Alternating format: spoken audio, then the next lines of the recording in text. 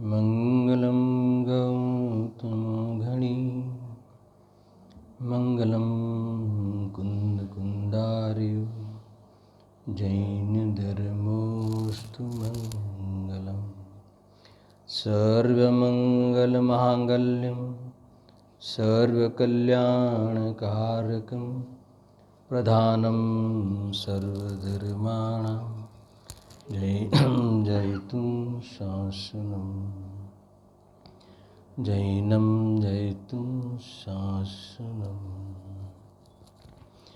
નિજ ચૈતન્ય મહાહિમગિરી સે परिणति के घन टकराते हैं सुदयतीन्द्रिय आनंद रस के मूसलधारा बरसाते हैं जो अपने आश्रित परिणति को रत्नत्रय की निधियाँ देता वंदन उस चिंतन्य राज को जो भव भव के दुख हर लेता।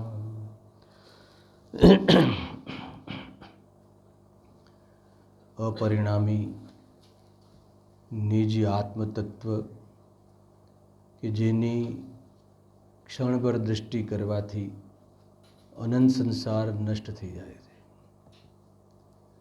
જેના વિશેષ અવલંબનથી પ્રચુર આનંદ પ્રગટ થાય છે અને જેના પૂર્ણ અવલંબનથી અનંત ગુણોની અનંતતા પ્રગટ થઈ જાય છે, તેનું જોર બતાવવા અર્થે એની દૃષ્ટિ કરાવવાના પ્રયોજનથી સોગાણીજી એ વાત અહીં ફરમાવે છે કે પર્યાય યોગ્યતા અનુસાર થઈ જાય છે, ગૌણ કરવા અર્થે, અને હું તે નથી એમ કહીને અપરિણામીની ત્રિકાલ સુરક્ષાની ઘોષણા કરી છે. પર્યાય એ હું નથી, પર્યાય છે ખરી, પણ હું નથી એટલો નથી, કેમ કે પર્યાયમાં જે પણ કાંઈ વિશેષતાઓ થાય છે એનાથી હું ત્રણેય કાળે અપ્રભાવી છું. બહુ અદ્ભુત વાત કરી છે. નિરંતર ઝરતો, આસ્વાદમાં આવતો, આનંદ જેનું ટ્રેડમાર્ક છે એવી પરમ ઉત્કૃષ્ટતા લખ્યું છે અહીંયા. આવો ઉત્કૃષ્ટ વૈભવ પ્રગટ થાય છે, જેને જોઈને, અપરિણામીને જોઈને પર્યાય સ્વયં વૈભવી થઈ જાય છે. અદ્ભુત વાત છે. અહીંયા એમ કહે છે, એવી સદાબહાર સદા વિતરાગી શુદ્ધ ચૈતન્ય સત્તાને મારા નમસ્કાર. જેના આશ્રયથી રત્નત્રયની ઉપલબ્ધિ થાય છે, જેના આશ્રયથી સંસારનું બીજ નષ્ટ થઈ જાય છે. અહીંયા કહે છે કે ભવનું દુઃખ હરી લે છે એવા શુદ્ધાત્માને વંદન, એવા અપરિણામી તત્વને મારા નમસ્કાર હો. એ પ્રમાણે અહીંયા અપરિણામીના જોર બતાવવા પાછળનો આ હેતુ છે. હવે અહીંયા મુખ્ય વાત એ કહે છે કે અપરિણામીની ચર્ચા થોડી આજે કરવી છે કે અપરિણામી એટલે શું.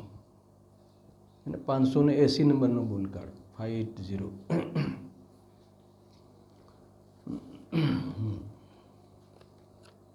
એ બોલમાં પ્રશ્ન જે ઉઠાવ્યો છે, અપરિણામીનો અર્થ શું છે? શું આત્મા પર્યાય વિનાનો સર્વથા કુટસ્થ? અપરિણામીમાં એમ સમજ્યું તો ઘણી ચર્ચા થઈ ચૂકી છે 2-3 સ્વાધ્યાયમાં કે અપરિણામીનો અર્થ એ છે કે દ્રવ્યનું એ સ્વભાવ, દ્રવ્યની એ વિશેષતા કે કોઈ બી પરિણામ થાય, જે પણ કોઈ પરિણામ થાય, વિકારી થાય કે અવિકારી થાય, તો એનાથી અપ્રભાવી રહે છે. કે અર્થ પર્યાય લીધી, કાલે વ્યંજન પર્યાય લીધી અને દ્રવ્ય પર્યાય લીધી. હર દ્રવ્ય પર્યાય કે હર અર્થ પર્યાયનો એક કાનૂન છે. શું કાનૂન છે? કે ક્ષણવર્તી છે, એ ક્ષણિક સત્ય છે, ક્રમશઃ છે, નિયમિત છે, સ્વાધીન છે, વ્યવસ્થિત છે. અને એ જે હર પર્યાયની જે મુદત જ એક સમયની છે, બરાબર છે. તો કહે છે કે એ પર્યાય પલટાય છે, છતાં અહીંયા જે દ્રવ્ય સ્વભાવ છે એના ચેતન સ્વભાવને, એના પરિપૂર્ણ શુદ્ધ સત્તાને ક્યારે પણ એ સત્તાને છોડતો નથી, એ સત્તાનો નષ્ટ થતી નથી. ઉપરથી એ મોજૂદ રહે છે અને એને નિયમથી પ્રસિદ્ધિ મળે છે. અહીંયા એ વાત કહી, એને અપરિણામી કહે છે. શાસ્ત્રમાં સીધો અર્થ અપરિણામી જોવા મળતો નથી.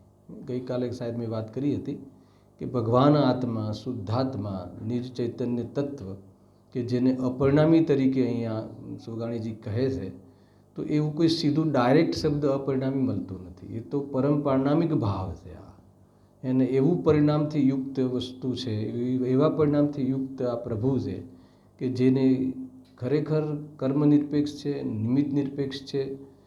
એ સદાકાલ એને કોઈ વિકલ્પની મોહતાજ નથી, કોઈની પૂજાની જરૂરત નથી, કોઈ એને વંદે ન વંદે, માને ન માને, તો પણ એ જેમ છે તેમ, જેમ છે તેમ, જે છે એ હંમેશા મોજૂદ રહે છે ધ્રુવપણે. એની ચર્ચા અહીંયા અપરિણામીના અંતર્ગત અહીંયા પણ કરી છે, આ બોલમાં પણ કરી છે. બહુ મૌલિક અમને વિશેષણ આપ્યું છે કે અપરિણામી. અપરિણામીનો અર્થ દ્રવ્યમાં પરિણામ નથી એમ નહીં. અપરિણામીનો અર્થ થાય છે કે કોઈ બી પરિણામની જેની ગરજ નથી, કે પર્યાયમાં શુદ્ધતા પ્રગટ થાય એટલે શુદ્ધ છે એમ નથી.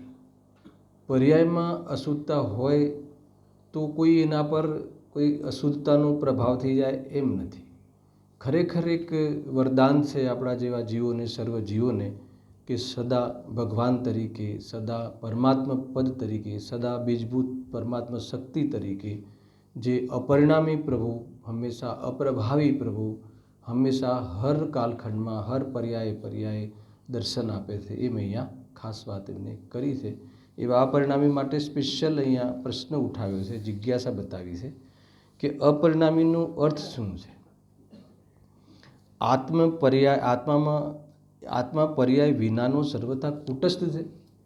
અહીંયા વાત કરી છે. જો અપરિણામી અર્થાત દ્રવ્યમાં સર્વથા પર્યાય નથી એમ નથી, હે ને, લખ્યું છે ને, દ્રવ્યમાં સર્વથા પર્યાય નથી એમ નથી, પરંતુ પરિવર્તનશીલ પર્યાયને ગૌણ કરીને. ગૌણ કેમ કરી? હા, કેમ કે એનો આશ્રય લેવા લાયક નથી, જે પલટાય છે, જે અધ્રુવ છે, જેનું સ્વરૂપ જ એક સમયની મર્યાદાવાળું છે. તો એને ગૌણ કરવાનો અર્થ શું છે? હા, એનો ગૌણ કરવાનો અર્થ એ છે કે એનો આશ્રય લેવો નથી, એ દૃષ્ટિનો વિષય નથી. ગૌણ કરવાનો એક લોજિકલ અર્થ એ છે કે એમાં ફેરફાર કરવામાં ઓક્યુપાય થવાની જરૂર નથી. મૂળ એનો મર્મ એ છે. એને બદલવા, એને પલટવા, એને રોકવા માટે કોઈ ઉપાય કરવાની જરૂર નથી. એનું નામ ગૌણ. અને આ ભાવાસનની ઓરથી કહું છું. કેમ નહીં? કેમ કે એ પર્યાય સ્વયં પોતાના પર્યાય સ્વભાવને ધારણ કરતી એક સમયની મુદત પ્રમાણે વર્તે છે, હર કાલમાં વર્તે છે, સ્વકાલમાં વર્તે છે. એ એનો સ્વકાલ છે, અને એ અહીંયા કહે છે.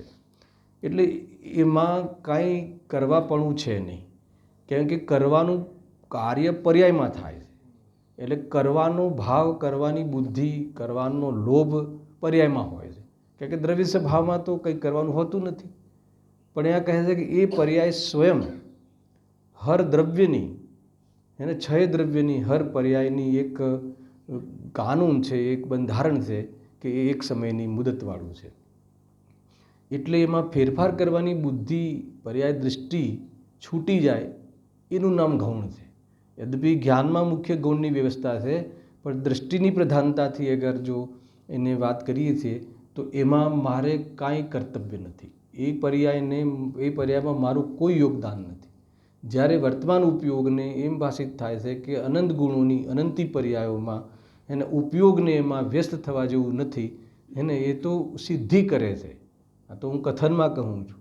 એવું એને અહેસાસ થાય છે ઉપયોગને, બે એક સાથે છે એવો અહેસાસ થવો.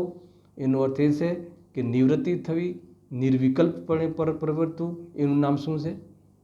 નિર્વિકલ્પપણે પ્રવર્તવું. એનું નામ છે અપરિણામીની દ્રષ્ટિ. એમાં એનો એક બોલ છે, અહીંયા ત્રીજો જ બોલ છે, જો કહું તમને, ત્રીજો બોલ કાઢો પછી આ વાંચીએ છીએ.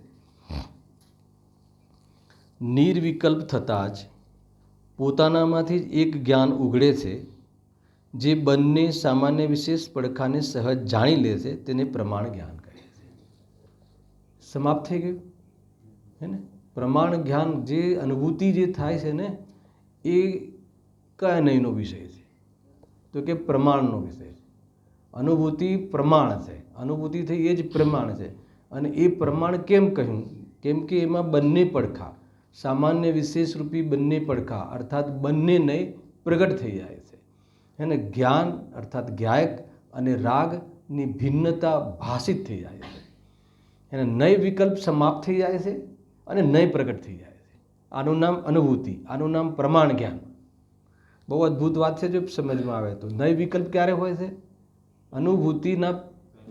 અનુભૂતિ કરવાના પ્રયાસમાં વસ્તુને ઓળખવામાં નય વિકલ્પ હોય. અનેક વિકલ્પો દ્વારા એને વસ્તુનું શું કરીએ છીએ આપણે? સ્પષ્ટીકરણ કરીએ છીએ. અને જ્યારે સ્પષ્ટીકરણ થઈ જાય છે, શું સ્પષ્ટીકરણ થઈ જાય છે? કે કોઈ બી વિકલ્પની જરૂરત નથી, કારણ કે વસ્તુ નિર્વિકલ્પ છે. નિર્વિકલ્પ એટલે એને કોઈ બી વિકલ્પની જરૂરત જ નથી. વસ્તુ હંમેશા સદાકાલ રહે છે. ન એને ટકવા માટે કોઈના વિકલ્પની જરૂર છે, આધીનતા છે, કે ન એને પલટવા માટે કોઈના વિકલ્પની આધીનતા છે. પર્યાય યોગ્યતા અનુસાર થઈ જાય છે. અને એ હું નથી એનો અર્થ કે પર્યાય હું નથી એનો અર્થ એ થયો કે જે ત્રિકાલ સ્વભાવ છે એ સદા સુરક્ષિત રહે છે. એટલે ઉપયોગને નિર્વિકલ્પ થવાનો પૂરેપૂરો સ્કોપ, નિર્વિકલ્પ થવા માટે પૂરેપૂરી વ્યવસ્થા ખ્યાલમાં આવતા ઉપયોગ શું થઈ જાય છે? નિર્વિકલ્પ. એટલે જ્ઞાનાત્મક વિકલ્પ તો હોય છે, જ્ઞેયાકાર જ્ઞાન રૂપ જે વિકલ્પરૂપ જે જ્ઞાનનું સ્વરૂપ છે એ તો હોય છે, પણ રાગાત્મક વિકલ્પ શું થઈ જાય છે? સમન થઈ જાય છે, શાંત પડી જાય છે. વસ્તુ નિર્વિકલ્પ છે તો પરિણામમાં પણ નિર્વિકલ્પ થઈને નિર્વિકલ્પ વસ્તુની પ્રતીતિને સમ્યક કરી લે છે, એની જાણકારીને સમ્યક જ્ઞાન રૂપે કરી લે છે. અને એમાં લીન થઈ અને એનું જે ફળ છે એ ફળ નિરાકુલતાને પણ અંતર્વૃતકાલ માટે આસ્વાદ લઈ લે છે. અને નિરંતર પરિણતિમાં એ આનંદ હંમેશા બન્યો રહે છે. અને ઉપયોગની વિશેષ સ્થિરતા માટેનો પુરુષાર્થ એનો પ્રારંભ થઈ જાય છે. આ આખું ઇતિહાસ છે. આ વાસ્તવમાં જેટલા અનંત જ્ઞાનીઓ થઈ ગયા એનું આ હિસ્ટ્રી છે. આપણે એ હિસ્ટ્રી આપણે સમજવી જોઈએ એમ અહીંયા કહે છે. બહુ અદ્ભુત કથન લખ્યું છે. નિર્વિકલ્પ થતાં જ હે ને પોતાનામાંથી જે જ્ઞાન ઉઘડે છે, કયું જ્ઞાન ઉઘડે છે? વેદ જ્ઞાન. હે ને જ્ઞાન વેદ જ્ઞાન રૂપે પરિણમે છે. હે ને આ બહુ મોટી વાત છે. દરેક આત્મામાં જ્ઞાન છે. જ્ઞાન છે તો પછી કેમ અનુભૂતિ થતી નથી? તો જ્ઞાન છે પણ વેદ જ્ઞાન નથી. પછી કહે કે નહીં, વેદ જ્ઞાન તો છે અમને, પણ વેદ જ્ઞાન છે પણ શું નથી? ભાવ ભાષણ નથી. હેલો. અને ભાવ ભાષણ જે છે એ શ્રદ્ધાના પક્ષમાં છે. ભાવ ભાષણ છે એ શ્રદ્ધાને વાસ્તવમાં ઉઠાવે છે, શ્રદ્ધાને ઊભી કરે છે. અને જે શ્રદ્ધા ઊભી થાય છે ત્યારે શ્રદ્ધાનું જ્ઞાન સમ્યકપણે પરિણમે છે અને સ્થિરતાનો લાભ લઈ અને રત્નત્રયને પ્રાપ્ત થાય છે. એ જે ભગવાન આત્મા છે એની દૃષ્ટિ એને રત્નત્રય દ્વારા એને આભૂષિત કરી અને ભવનું દુઃખ હરી લે છે. આ વાસ્તવમાં આ કમ્પ્લીશન છે. અને જ્યાં આ કમ્પ્લીશન તરફ નહીં આવે ને તો પછી વાર્તા રહી જશે ખાલી. એ રીતે જ્યારે રાગ અને જ્ઞાન, જ્ઞાન અને રાગ બંને વિભાગ રૂપે વર્તે છે. ખ્યાલ આવ્યો?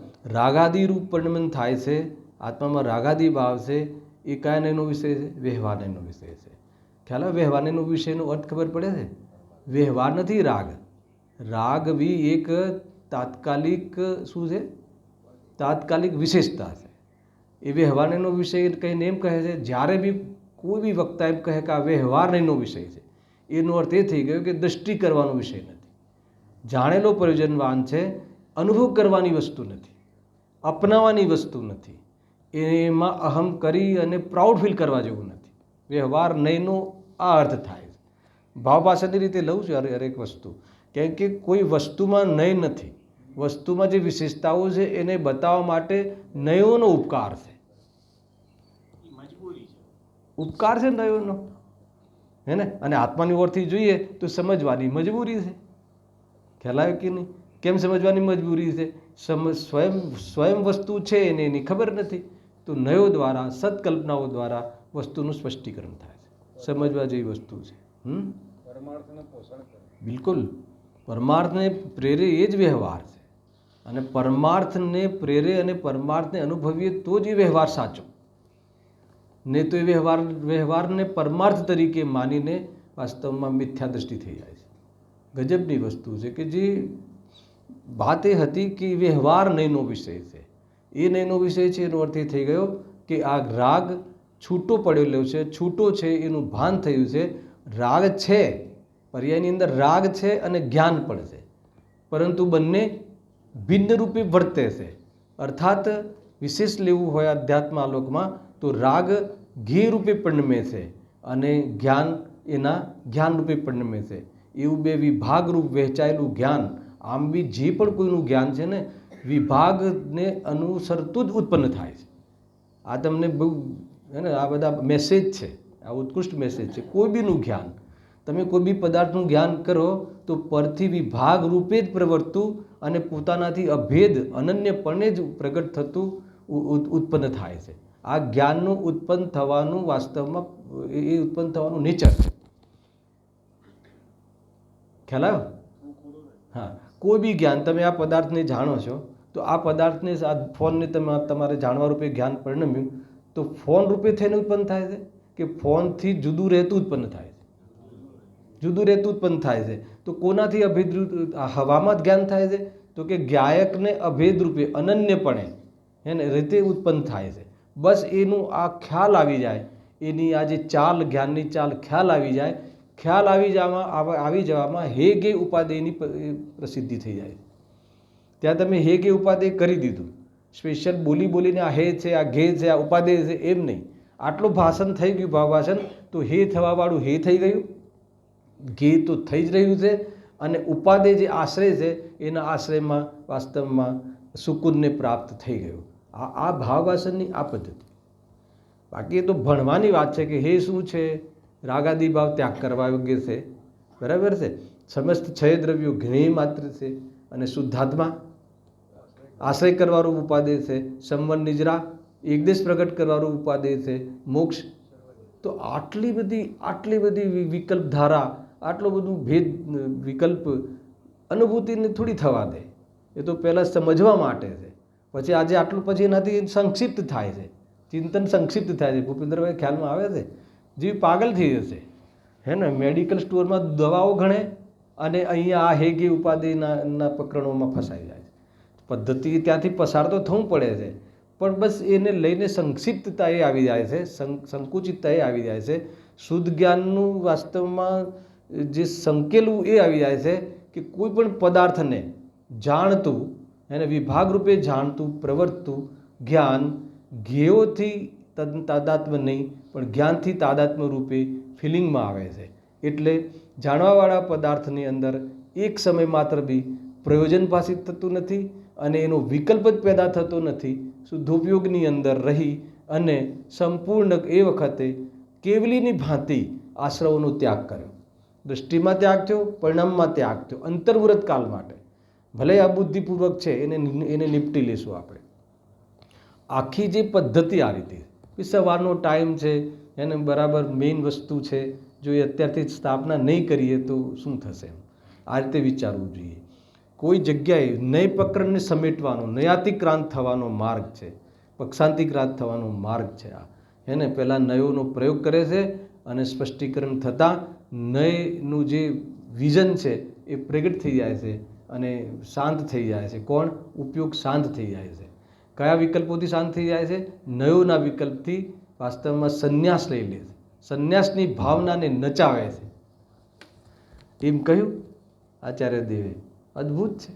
તો એ રીતે આમાં કહેવું છે. તો એવા અપરિણામીનું આપણે અત્યારે વિશેષ દર્શન થાય એવી રીતની શૈલીમાં આપણે ચર્ચા કરી રહ્યા છીએ. હવે એના માટે સ્પેશિયલ એક પ્રશ્ન આજે થોડુંક વિચાર કરીએ છીએ, અને હું આમાં વિસ્તાર નહીં કરું કે મારે, કેમ કે મને હજુ એ ગાયક ભાવ વિશે એની જે મહિમા છે, એનું એક જે લેખ છે એ પણ તમારી સામે મારે મૂકવો છે. અદ્ભુત છે. એટલે આ તો એક તમને એ પ્રમાણ મળી જાય એમની જે સંકલન જે પ્રતિમાંથી, એટલા માટે આ પ્રશ્ન લીધો છે. બરાબર. હવે કાઢો 580મો. અપરિણામી અપરિણામી કરો છો તો અર્થ શું છે? શું અપરિણામીનો અર્થ એ છે કે પરિણામ છે જ નહીં, પરિણામ છે જ નહીં, એનો અર્થ એવો થયો? દ્રવ્યમાં છે જ નહીં, કુટસ્થ છે એમ. કુટસ્થ છે. જો કુટસ્થનો બી કેટલા અર્થ થાય. કુટસ્થનો અર્થ એવું નથી કે પરિણમન નથી. કુટસ્થનો અર્થ એ છે કે ક્યારે બી એનો નેચર, ક્યારે બી એની સત્તા નષ્ટ થતી નથી. એનું નામ કુટસ્થ. કુટસ્થનો એક આ બી ભાવાસન છે. હે ને? આપણે કુટસ્થ એમ જ સમજીએ છીએ કે કોઈ પરિણમન જ નહીં થતું હોય. અરે હર પ્રવાહમાં વહે છે. ખ્યાલ આવે કે નહીં? એનો અર્થ કે પર્યાયની સાથે ને સાથે એની સત્તા ઉજાગર થાય છે. અરે હર પર્યાય એની સત્તાને પૂજે છે. એનાથી વિશેષ વાત શું હોઈ શકે? ખરેખર તો દ્રવ્ય ગુણ પર્યાય એક અખંડ સત્તા છે. ને સમજવા માટે ભેદ કરીએ છીએ તો વસ્તુમાં પરિણમન નથી એવું ક્યાંથી લાવ્યો? અને પરિણમન થવાથી વસ્તુ પરિણમન જેટલો થઈ જાય છે કે પરિણમન થઈને નષ્ટ થઈ જાય છે, એ વાત ક્યાંથી લાવ્યો? આ છે પ્રમાણ. આ છે પ્રમાણની શુદ્ધતા, કે પરદ્રવ્યની સાથે કોઈ નાતો નથી. આ પ્રમાણની શુદ્ધતા છે. અને એની અંદર આ શુદ્ધતાનો આધાર કોણ છે? તો શુદ્ધની શુદ્ધતા, કે એની પાસે ત્રિકાળ આવી શક્તિઓ છે. આ શક્તિનું પુંજ છે એ દ્રવ્યની અંદર રહેલો શુદ્ધતાનો આધાર, એ વાસ્તવમાં એ પક્ષ, એ દ્રવ્ય સ્વભાવ, એ અપરિણામી અંશી કયો અંશ હોવા છતાં પ્રમાણના વિષયના કાલખંડને પર્યાય કહે છે. અને પ્રમાણના ત્રિકાળ અંશને શું કહે છે? ભગવાન આત્મા કહે છે. એ ત્રિકાળ અંશ પણ અંશીથી પૂજવામાં આવે છે. કેમ કે એ આપણે આપમાં પરિપૂર્ણ છે અને પર્યાયની પરિપૂર્ણતાનો આધાર છે. એટલે આખું જે દ્રવ્ય, એક દ્રવ્ય બીજા દ્રવ્યનું છે નહીં, એ વાસ્તવમાં પ્રમાણના દ્રવ્યની શુદ્ધતા છે. અને એ શુદ્ધતાનો આધાર વસ્તુમાં મોજૂદ છે. એ શુદ્ધની શુદ્ધતાની ચર્ચા છે. અને એ વાસ્તવમાં એવી શુદ્ધતાને જે પામી જાય છે એ પર્યાયની શુદ્ધ વ્યવહારની ચર્ચા છે. પર્યાયનો શુદ્ધ વ્યવહાર છે. જો પાછો વ્યવહાર લગાવ્યો ને, એનો અર્થ શું થઈ ગયો? એ શુદ્ધ વ્યવહારમાં, એ શુદ્ધ પર્યાયમાંથી શુદ્ધ પર્યાય આવતી નથી. એટલે દ્રષ્ટિનો વિષય નથી. વ્યવહાર શબ્દ લગાવવા પાછળનું આ રીઝન છે. પર્યાયનો શુદ્ધ વ્યવહાર છે. હે ને? અને એને સમજવા માટે થતો રાગ, નયાદી વિકલ્પ, એ પર્યાયનો અશુદ્ધ વ્યવહાર છે. ખ્યાલ આવ્યો કે નહીં? કેમ અશુદ્ધ વ્યવહાર છે? કેમ કે એ તો સમાપ્ત જ થઈ જાય છે. અને એ રાગ પેદા કરે છે. જેટલું મતલબ કે ભેદોમાં ઉલજીએ છે એમ રાગીને રાગ વધે છે, ચાહે જ્ઞાની હોય તો બી. ક્લેરિટી આવે છે? બધા જ વિઝન એક સાથે છે. તમે બહુ શાંતિથી વિચાર કરજો કે આ ફ્રેમની અંદર દરેક વસ્તુ આવી જાય છે. ભૂપેન્દ્રભાઈ ખ્યાલ આવે? બધું ગુણભેદનો નિષેધ કર્યો, હે ને? ગુણીનો નિષેધ, ગુણીને ઉદ્ધ કરવા માટે ગુણભેદનો નિષેધ કર્યો. ગુણભેદનો નિષેધ નથી કર્યો, ગુણભેદના વિકલ્પનો નિષેધ કર્યો. કેમ કે ગુણભેદનો નિષેધ થાય તો અનંતતા સિદ્ધ થતી નથી. અને ગુણભેદના વિકલ્પમાં રહીએ છીએ તો સ્થિરતા થતી નથી. સમજમાં આવે છે આખી વાત? આ ગુણભેદનો નિષેધ કરશો તો આત્મા આત્મા આત્મા આત્મા, અરે એ અનંત વિશેષતાઓ છે એ કેવી રીતે ખ્યાલ આવશે? એટલે એ ભેદ રૂપે અન્ય રૂપે રહે છે. પૃથક નથી, પ્રદેશની પૃથકતા નથી, પણ અન્ય રહે છે. અને એની જે અભેદતા છે, અગર જો એને સમજ્યા પછી એ સ્થિરતા નહીં આવે તો બી શું લાભ છે? એ રીતે આખું બંધારણનો પ્રયોગ, બંધારણ સમજી અને જે જીવનને આપણે પવિત્ર બનાવવું છે, જીવનને મહાન બનાવવું છે, એની ચર્ચા આ રીતે કરવામાં આવે છે. બહુ શાંતિથી વિચાર કરવા જેવું છે. જુઓ, અપરિણામી અર્થાત દ્રવ્યમાં સર્વથા પર્યાય નથી એમ નથી. કુટસ્થનું ભાવાસન થયું ને ઋષભ? કુટસ્થ એટલે કે કોઈ પરિણમતું જ નથી એમ નહીં, હે ને? વાસ્તવમાં એ જોવા જેવું છે. કુટસ્થનું બહુ જબરદસ્ત અર્થ થાય છે કે કોઈ બી કુટસ્થનો અર્થ કે પોતાનો સ્વભાવ છોડતો નથી અને પોતાની સત્તાનો અભાવ થતો નથી. આ છે કુટસ્થનું ભાવાસન. કે દ્રવ્ય તો જો અપરિણામી, તો આ એક અલગ મૌલિક શબ્દ આવ્યો. બાકી દ્રવ્ય પરિણામી છે. પરિણામી ના હોય તો દ્રવ્યની સિદ્ધિ થતી નથી. એને પરિણામી અને પરિણામ. પરિણામી હર દ્રવતી ઇતિ દ્રવ્ય. જે દ્રવ્ય છે એ દ્રવ્ય છે, જે પરિણમે છે એ દ્રવ્ય છે. ખ્યાલ આવ્યો કે નહીં? દ્રવ્ય પરિણમે છે કે ગુણ પરિણમે છે? કોણ પરિણમે છે? ગુણ નથી પરિણમતું, દ્રવ્ય પરિણમે છે. ગુણને લઈને કે ગુણ એની પોતાની સંપત્તિ છે ને, પરિણમન શક્તિ પોતાની છે ને, એ શક્તિને લઈને દ્રવ્ય પરિણમે છે. પરિણમે છે એટલે શું? પ્રસિદ્ધિ કરે છે. આપણે પરિણમે છે એટલે બહુ દુઃખી થઈ જઈએ છીએ, પર્યાય ઘૂસી ગઈ એમ લાગે છે. અરે પરિણમે છે એટલે પ્રસિદ્ધિ કરે છે. પરિણમે નહીં, આ ઠંડક ના હોય તો હવાની સિદ્ધિ થતી નથી, અને ઠંડક જો એ પ્રસિદ્ધ ના કરે તો બાજુમાં કોઈ દરિયો છે એની સિદ્ધિ થતી નથી. ખ્યાલ આવે છે કે નહીં? એ રીતે છે આ. તો એ કેવી રીતે ખ્યાલ આવે? આ જ્ઞાન જ્ઞાન જ્ઞાન જ્ઞાન પરિણમતું ના હોય તો જ્ઞાયક એ વખતે જ્ઞાયક તો કોઈ આંખોનો વિષય તો છે નહીં, ચક્ષુ ઇન્દ્રનો વિષય તો છે નહીં, કર્ણેન્દ્રનો વિષય તો છે નહીં. એ તો સંવેદન પ્રત્યક્ષ છે. તો જ્ઞાન સંવેદન પ્રત્યક્ષ છે એટલે અનુમાન જ્ઞાનમાં શુદ્ધાત્મા ભગવાન આત્માનું જ્ઞાન સાચું હોય છે. કારણ કે જ્ઞાન જ્ઞાન જ્ઞાન પ્રવાહ વહે છે ને એ સ્વસંવેદન પ્રત્યક્ષ છે. જે જાણું છું, હું જાણું છું એવું જાણવું નિરંતર થાય છે. તો એ જાણવું આવે છે ક્યાંથી? તો કે આ જાણવાનો ત્રિકાલ સ્વભાવ છે, કેમ કે આ નિરંતરતા છે. તો ત્રિકાલ સ્વભાવ છે એ અનુમાન જ્ઞાન છે, અને એનું સ્વસંવેદન પ્રત્યક્ષ છે અનુભવ જ્ઞાન છે. અનુભવ જ્ઞાન પૂર્વક અનુમાન સાચું. જ્ઞાની 12મા ગુણસ્થાન સુધી એ જ્ઞાન ગુણને પણ જાણતો નથી, પ્રદેશ પ્રત્યક્ષ થતું નથી. છતાં આખા આત્માના સ્વરૂપ, આત્માની સત્તા, આત્માની સંપત્તિ, આત્માની વાસ્તવમાં એ મહાનતા એ સ્વસંવેદન પ્રત્યક્ષમાં પરથી પૃથકતા અને સદાકાલ શુદ્ધતા, સ્વાધીનતા, સદાકાલ એની અમરતા એવી એનું મહેસૂસ એને હર સમય જ્ઞાનની પ્રવૃત્તિ દ્વારા, જ્ઞાનનું સ્વસંવેદન નિસંગ જ્ઞાનના પ્રવર્તન દ્વારા શું કરે છે? સંપૂર્ણ દ્રવ્ય ગુણ પર્યાયની એને વાસ્તવમાં અનુમાન જ્ઞાન રીતે પૂરી રીતે પોતાને જાણે છે. અચ્છા, કોઈ કહે કે નહીં કેવલી તો પ્રદેશ પ્રત્યક્ષ જાણે છે પૂરા, અને આપણે જે નીચે છદ્મસ જ્ઞાની છે એ પરોક્ષ રીતે જાણે છે. તો કે અનુભૂતિ કરવા માટે દ્રવ્યને પરોક્ષ જાણે કે પ્રત્યક્ષ જાણે એનાથી કોઈ ફરક પડતો નથી. જે સ્વસંવેદન પ્રત્યક્ષ વેદન છે એ વેદનથી વાસ્તવમાં આત્માના આનંદનો સંબંધ છે, વેદાતું નથી. આ વેદાય છે શું છે? આ જે જાણવું થાય છે એનું જાણવું થાય છે એમાં તમારે કોઈ ઇન્દ્રિયનું અવલંબન લેવું પડે છે. આ જાણવું થાય છે એવું જે જાણવું થાય છે એમાં ઇન્દ્રિયનું અવલંબન લેવું પડે છે, કોઈને પૂછવું પડે છે કે યાર હું જાણું છું કે નહીં, અને પરપદાર્થનો પ્રકાશ થયો એટલે મારું જાણવું થાય છે એવો બી વિકલ્પ આવે છે. અરે કોઈ બી પદાર્થના જ્ઞાકારના જ્ઞાનમાં આ જાણવું થાય છે એવું જ્યારે જાણવું થાય છે એ સમજી લો કે તમારું સંવેદન પ્રત્યક્ષ છે, એ તમે સ્વસંવેદન પ્રત્યક્ષ છે, એની પ્રતીતિની વાર છે. એવી પ્રતીતિ થતાં કોઈ પદાર્થની ગરજ ભાસતી નથી. એ વાસ્તવમાં નિરાકુલ પદની પ્રાપ્તિ છે. આ હશે મેટર. બહુ શાંતિથી વાંચજો, ફરીથી સાંભળજો.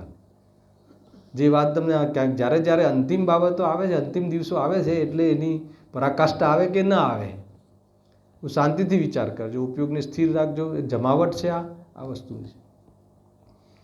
ફરીથી કુટસ્થ એટલે શું? કુટસ્થ એટલે કે જ્યારે કોઈ ન એ બદલાય છે, ન એનો સ્વભાવ છોડે છે કે ન એની સત્તા છૂટે છે. હવે શું ચિંતા છે? કુટસ્થનો અર્થ એ આ છે. કુટસ્થનો અર્થ એ નથી કે પરિણમન નથી, વસ્તુમાં પરિણમન છે. દ્રવ્ય ગુણ પર્યાય એક અખંડ સત્તાને જોજો.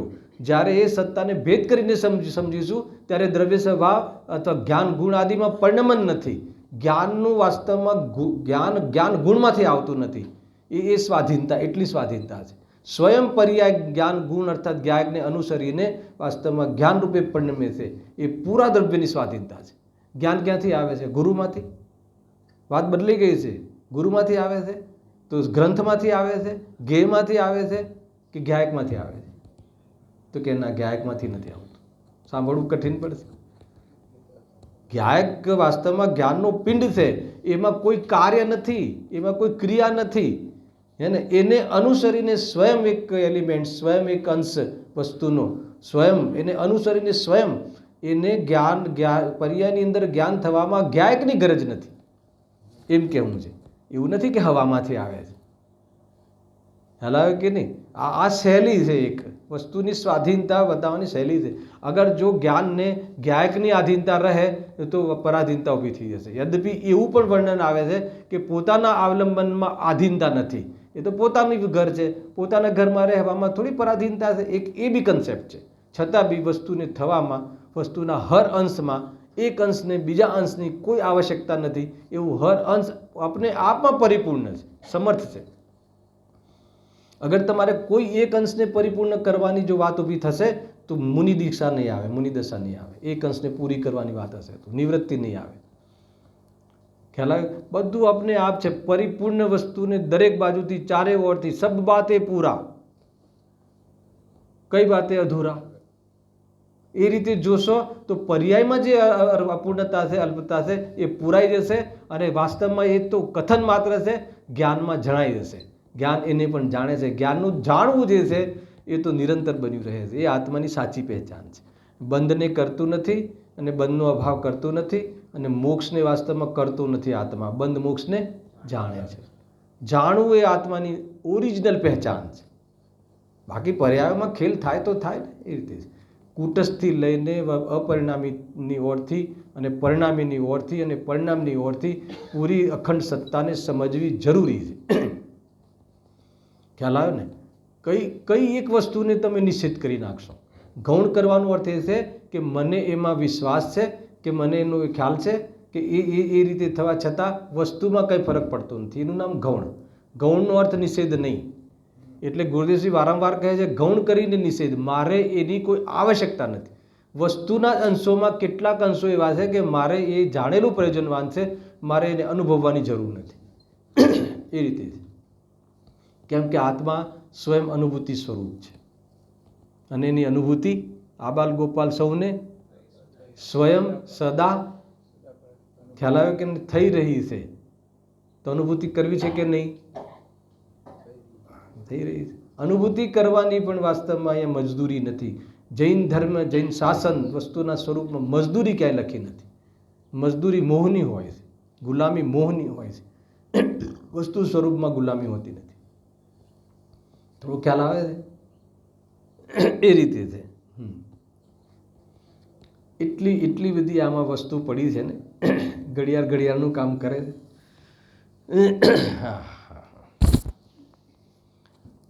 અપરિણામી અર્થાત દ્રવ્યમાં સર્વથા પર્યાય નથી એમ નથી, પરંતુ પરિવર્તનશીલ પર્યાયને ગૌણ કરીને હું વર્તમાનમાં પરિપૂર્ણ છું, અભેદ છું. કેટલી જબરજસ્ત વાત છે. ગૌણ કરવાનો અર્થ સ્વયં સમ્યક દર્શનની પર્યાય સ્વયં પોતાને ગૌણ કરે. ગૌણ કરે એટલે મારે સમ્યક દર્શન જોઈએ છે એવો વિકલ્પ નહીં, સમ્યક દર્શન થશે કે નહીં એવું શંકા નહીં. સમ્યક દર્શનમાં શું થાય છે? જેમ છે એવું જાણવું એનું નામ સમ્યક જ્ઞાન, અને જેવું માનવું એનું નામ સમ્યક દર્શન.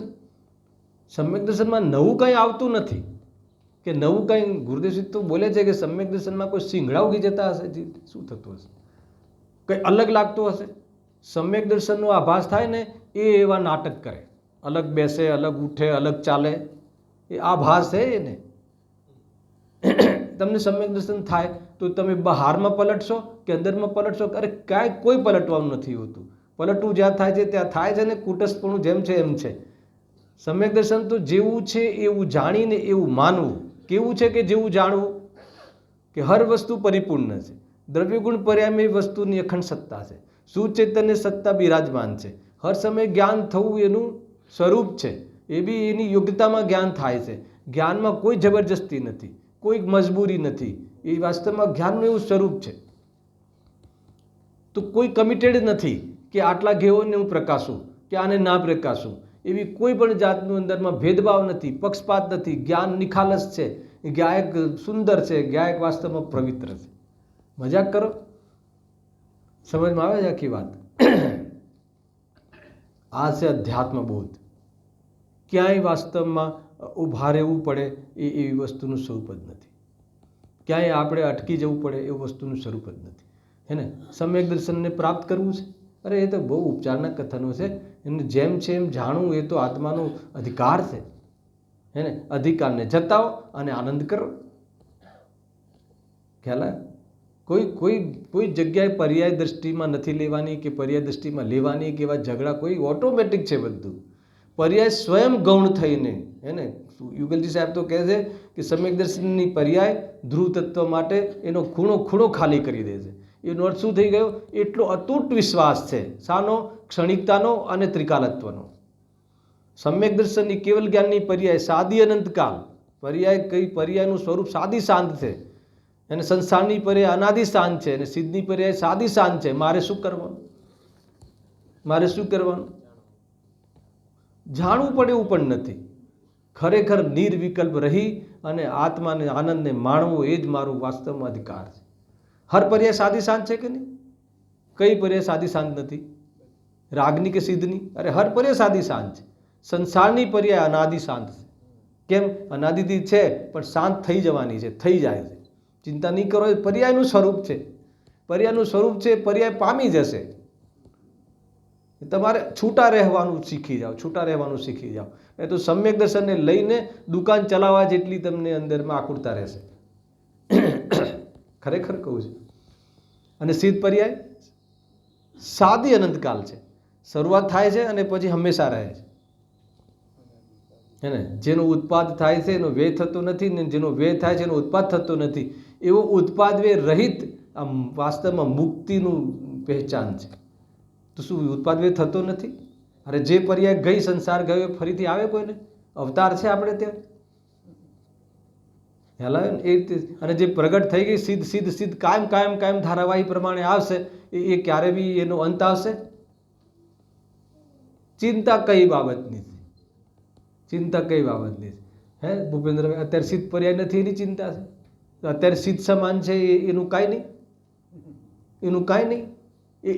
એટલી બધી આપણો અનાદર સમજમાં આવે છે. અને સિદ્ધ સમાન છે એમ પર્યાય અનુભવ કરે તો એ પર્યાય પોતે પર્યાય તરીકે ગૌણ થઈ ગઈ. ખ્યાલ આવ્યો કે નહીં? હું સિદ્ધ છું, હું સિદ્ધ સમાન છું, હું ધ્રુવ છું, હું પરિપૂર્ણ છું, અભેદ છું. એને એ કોનો અવાજ છે? કોનો રણકાર છે? પર્યાયનો. એટલે પર્યાય, ક્ષણિક પર્યાય ત્રિકાલીને આવી રીતે પૂજે છે, હર ધારાવાહી પૂજે છે. એટલે વાસ્તવમાં એમાં ભેદ પણ પડતો નથી, નિરંતરતા આવી જાય છે. મજા કરો. આ છે વિઝન, આ છે એ રીતે છે. જો વાંચી લઉં છું, કેમ કે આમ મને એમ ફાવતું બી નથી ફાસ્ટ, પણ હવે જોઈ લઉં છું. એક પત્ર વાંચવાનું રહી ગયું, જ્યારે ટાઈમ મળશે ત્યારે જોશું. અપરિણામી અર્થાત દ્રવ્યમાં સર્વથા પર્યાય નથી એમ નથી ભાઈ, પરંતુ પરિવર્તનશીલ પર્યાયને ગૌણ કરીને હું વર્તમાનમાં પરિપૂર્ણ છું. ગૌણ કરવાનો અર્થ ખ્યાલ આવી ગયો ને? ગૌણ કરવાનો અર્થ શું? મારે ફેરવવામાં, મારે પર્યાયને ફેરવવામાં, ટકાવવામાં, બદલવામાં મારું કોઈ યોગદાન નથી. એનું નામ ગૌણ. કેમ એમ? એ કેમ કે વસ્તુનું સ્વરૂપ છે. અચ્છા, એનો અર્થ કે મારે જે ઓક્યુપાય રહેતો થયો હવે સમાપ્તિ થઈ ગઈ. તો એનો અર્થ શું? તો એ શું થઈ જશે? નિર્વિકલ્પ. નિર્વિકલ્પ એટલે ખબર છે? સ્વભાવમાં જવું, સ્વભાવ સન્મુખ થવું, સ્વભાવની દ્રષ્ટિ થઈ, અંદરમાં જવું. નિર્વિકલ્પ થવુંનો આ ભાવવાસન છે. અંદરમાં જા એટલે નિર્વિકલ્પ થા. અંદર ક્યાં જશે? કેટલું જઈશ? અંદર જ છે. ખ્યાલ આવ્યો? વિકલ્પ રહિત થવું એનું નામ અંદર જવું. વિકલ્પ રહિત થવાનું વજૂદ આપે છે કે વિકલ્પના કારણે તું તારી વસ્તુ છે એમ છે નહીં. તારે વિકલ્પ કરવા પડતા નથી. કેમ? કે પરિપૂર્ણ છે. પરિપૂર્ણ કરવું એવો પણ વિકલ્પ કરવાની જરૂર નથી, અને પરિપૂર્ણ થવું એવો બી વિકલ્પ કરવાની જરૂર નથી. કે પરિપૂર્ણ છું એમ જાણતી પર્યાય પોતાની પરિપૂર્ણતાને ભોગવે છે, અને એના કાલ પ્રવાહમાં પરિપૂર્ણતાને પ્રગટ કરીને પણ હું પરિપૂર્ણ છું એમ જ ભોગવે છે. કે ને? કાલ પ્રવાહમાં, એના કાલ પ્રવાહમાં પરિપૂર્ણતા આવશે.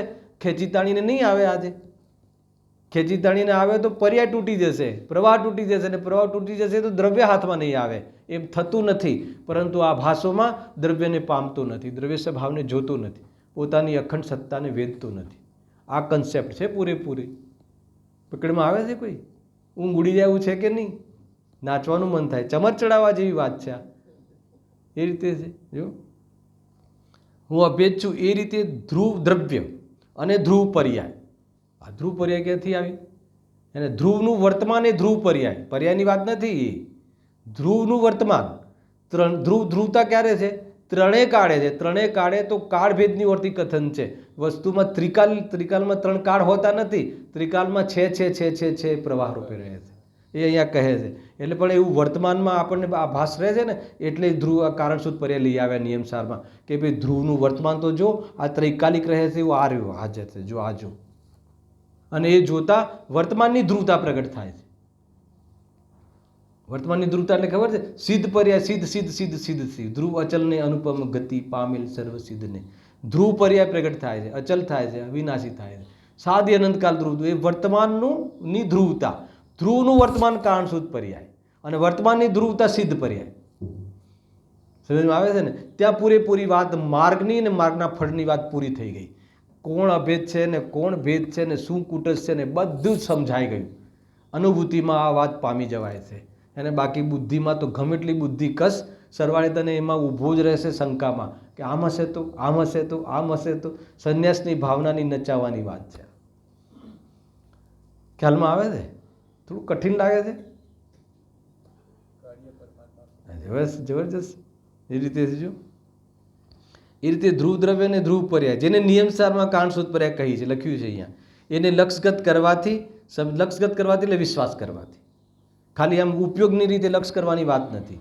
એ બધું હવે ગયું. બહુ એ ઉપયોગને ભમાવ્યો ને એ જ ભટકન જ છે છેલ્લે તો. સમ્યક દર્શનની પ્રાપ્તિ થાય છે. દ્રવ્ય પલટતું નથી, પર્યાય પરિવર્તન કરે છે. જો દ્રવ્ય પરિવર્તનને પ્રાપ્ત થાય તો પલટતા એવા દ્રવ્યના આશ્રય સ્થિરતા થઈ શકે નહીં. અને આ બધું સમજાવવાનો વિષય છે પણ હું વાંચી જઉં છું. અને સ્થિરતાના વિના સમ્યક દર્શન થઈ શકે નહીં. બહુ મોટી વાત છે. શુદ્ધોપયોગના કાળમાં સમ્યક દર્શનની ઉત્પત્તિ થાય છે. શુદ્ધોપયોગના કાળમાં પ્રતીતિ સમ્યક થાય છે. હું નિર્વિકલ્પ, વસ્તુ નિર્વિકલ્પ છે, એ નિર્વિકલ્પ થઈને જ પ્રતીતિ સમ્યક થાય છે. બોલવાથી, સમજવાથી, ચિંતવનથી, એને બરાબર ભેદો દ્વારા એને સિદ્ધિ કરવાથી એ તો પૂર્વની પર્યાયનો ઉપાય છે. પૂર્વની પર્યાયમાં ગર્ભિત શુદ્ધતાનો આધાર છે. ખરેખર તો પ્રગટ શુદ્ધતામાં એવો કોઈ વિકલ્પ હોતો નથી. કેમ કે જ્યારે તમે કહો છો કે કોઈ વસ્તુને કોઈના વિકલ્પની આવશ્યકતા નથી તો વિકલ્પ શાના માટે? વિકલ્પનું વજૂદ મટી જાય છે, વ્યસ્તતા ભાસે છે. ત્યારે નિર્વિકલ્પ થઈ અને સમસ્ત સૃષ્ટિને એ શું કરે છે? જ્ઞાતા રહીને સાક્ષી ભાવે આનંદને વેદે છે.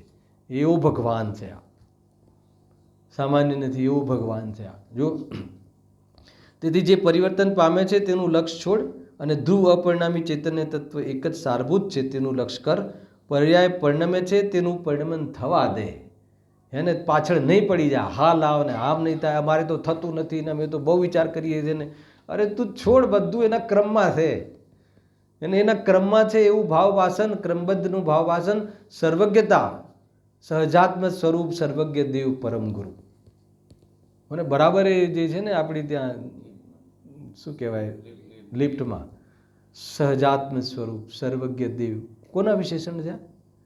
સહજાત્મ સ્વરૂપ સર્વજ્ઞ દેવ પરમ ગુરુ. તરત જ આમ થઈ જાય. અરે આમ નથી, આમ છે. હલાવે કે સહજાત્મ સ્વરૂપ સર્વજ્ઞ દેવ. અરે તું સર્વજ્ઞ દેવ છે. સમસ્ત પદાર્થોને જાણવા વાળો તું દેવ છે. સહજ આત્મ સ્વરૂપ છે. હે ને? સ્વયં તું પોતાનેથી પ્રાપ્ત થાય છે એટલે તું સ્વયં પરમ ગુરુ છે. બાર ગુરુ નહીં શોધ, બાર દેવ નહીં શોધ. આ એ રીતે છે. બાર ધર્મ નહીં શોધ, દેવ, ધર્મ અને વાસ્તવમાં ગુરુ એ ત્રણેય સાત તત્વની અંદર તારા તત્વમાં સામેલ છે. હે ને? એ કહ્યું દેવશાસ્ત્ર ગુરુ અથવા દેવગુરુ, ધર્મનું શ્રદ્ધાનું નામ સમ્યક દર્શન. એ નિશ્ચય લક્ષણમાં જાય છે. જ્યારે એ રીતે લઈએ છીએ ત્યારે એ નિશ્ચય લક્ષણ છે. ચારે લક્ષણ નિશ્ચયના લક્ષણ છે. અને બહારમાં દેવશાસ્ત્ર ગુરુનો આધાર એ વ્યવહાર લક્ષણ છે સમ્યક દર્શનનું. એનો અર્થ કે ત્યાં કૂદે કુ ગુરુ પાસે ધડ બી કોઈ લઈ લે અહીંયાથી તો બી એમાં નમે નહીં, એટલી દ્રઢતા હોય છે. હે ને? ગમે તેવી પરિસ્થિતિ આવી જાય તો દોરો ધાગો બંધાવા કે કોઈ ચાદર ચડાવવા ના જાય કબર પર. ખ્યાલ આવે હું શું કહું છું? એટલી દ્રઢતા હોય છે. છતાં બી આત્મદર્શનની દ્રઢતા અલગ છે. આત્મદર્શન વસ્તુ અલગ છે. સ્વયં દેવ, સ્વયં સર્વજ્ઞ દેવ, સ્વયં સહજાત્મ સ્વરૂપ, સ્વયં ગુરુ. કેટલી ઊંચી વાતો છે. ઊંચું સ્વરૂપ છે એટલે એની વાત બી ઊંચી હોય, સ્વરૂપ એ ઊંચે. એ રીતે જો પર્યાય પરિણમે છે તેનું પરિણમન થવા દે. તેની સામે ન જો. સામે ન જો એટલે એને એ હું નથી એવો વિશ્વાસ રાખ. એનો અર્થ એ થઈ ગયો કે મારે એમાં કંઈ કરીને ઓક્યુપાય થવાનું નથી. એ રીતે તું અનુભવ કર. હે ને? ઓક્યુપાય થવું એનો અર્થ ખબર છે? અમે બહુ ઓક્યુપાય છે એનો અર્થ શું? અત્યારે બહુ મોહનો ઉદય છે એનો અર્થ એમ થાય. મારે બહુ કામ છે એનો અર્થ શું? અત્યારે મોહનું તીવ્ર ઉદય છે. શું કામ છે તમારે? બહારમાં શું કામ છે? અને અંદરમાં શું કામ છે? તો નિર્વિકલ્પ થવાનું આટલો ચાન્સ, આટલું આમંત્રણ છે. સમજો, આને બહુ ગંભીરતાથી લેજો. આજની જે આપણે ચિંતન બતાવ્યું છે એને બહુ ગંભીરતાથી લેજો. તમને એમ લાગશે કે મારા જેવું કોઈ તત્વ હોય જ ના શકે, અને હું મારા માટે ખરેખર ભગવાન છું. અને હર જીવ પોતાના માટે ભગવાન છે. કોઈ પૂજાવું નથી, એને હર નથી ચડાવડાવવા કોઈના. અને જ્યારે એવી માન્યતા હશે, એને તો શું કહે? એટલી દુષ્ટતા ઠીક નથી. પરંતુ તે જ કાળે તું પરિપૂર્ણ અપરિણામી ધ્રુવ તત્વ છે તેને દેખ. આ એક એક લીટીમાં પરમાગમ વસે છે. એક એક લીટીમાં સર્વ આત્માની અહીંયા સિદ્ધિ થાય છે. અને આ તો મેં તમને સમગ્ર રૂપથી ચર્ચા કરી કે આટલી સ્પીડ લેવી એ મારી શૈલી નથી, પણ બસ અંતિમ ચરણમાં ચાલી રહ્યું છે ને એમ. અહો જગતના જીવોને, સમય થઈ ગયો છે, મેં રાખ્યું છે 6:31. અહો જગતના જીવોને હું વર્તમાનમાં જ પરિપૂર્ણ ધ્રુવ અપરિણામી તત્વ છું તે વાત રૂચતી નથી. ભલે ન રૂચે પણ તું છે જ. સિદ્ધિ કર.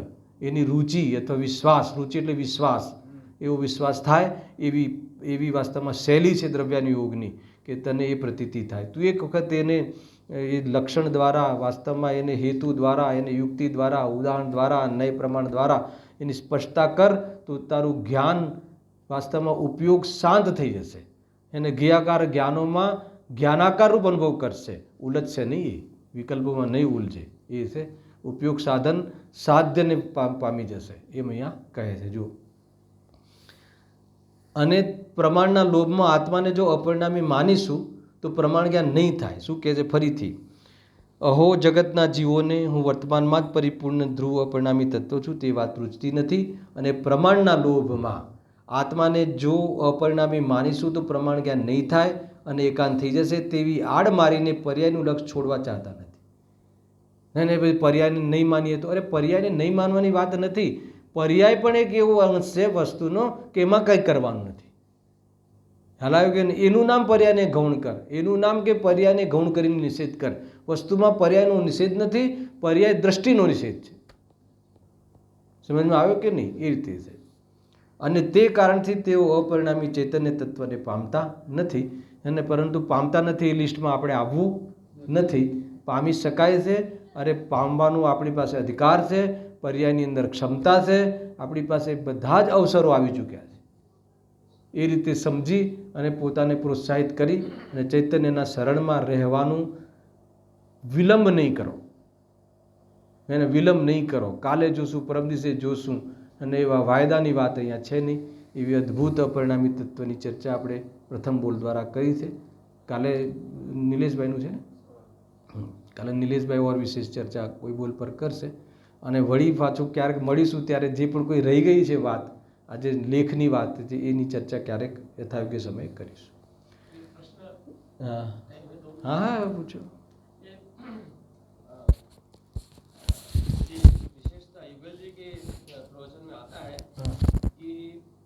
वर्तमान में जो 80वीं गाथा है ना, उसमें कि निश्चय से अनंत भगवान और मैं एक जैसा, तफावत नहीं है, वही तो है माल. हाँ तो थोड़ा सा उसमें देखो, अरिहंत भगवान पर्याय दृष्टि से हम एक नहीं है, एक जैसे नहीं है भाई साहब. वहाँ पर्याय की बात ही नहीं है, पर्याय पने की बात है. द्रव्य पणु, गुण पणु ने पर्याय पणु, पर्याय पना में अंतर नहीं है.